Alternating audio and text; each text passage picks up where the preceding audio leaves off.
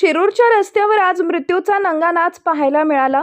दोन मोकाट वळू भर रस्त्यात एकमेकांना भिडले आणि पाहता पाहता शिरूरचा मुख्य रस्ता जणू कुरुक्षेत्र बनला।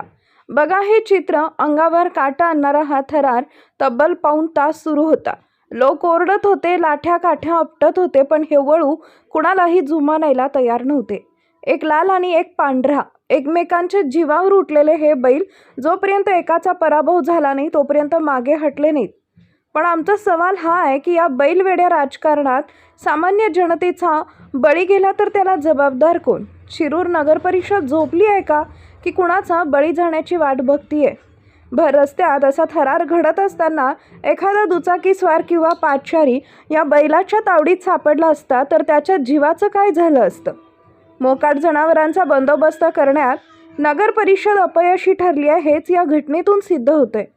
आता तरी प्रशासनाला जाग येणार की पुन्हा एकदा सामान्य नागरिकांच्या जीवाशी असाच खेळ मांडला जाणार? शिरूरकर आता जाब विचारत आहेत।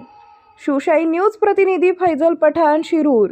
ताज्या घडामोडी जाणून घेण्यासाठी शिवशाही न्यूज यूट्यूब चॅनलला सबस्क्राईब करा। आपण हा व्हिडिओ फेसबुकवर पाहत असाल तर फेसबुक पेज फॉलो करा आणि शिवशाही न्यूज.com या आपल्या वेबसाईटलाही भेट द्या।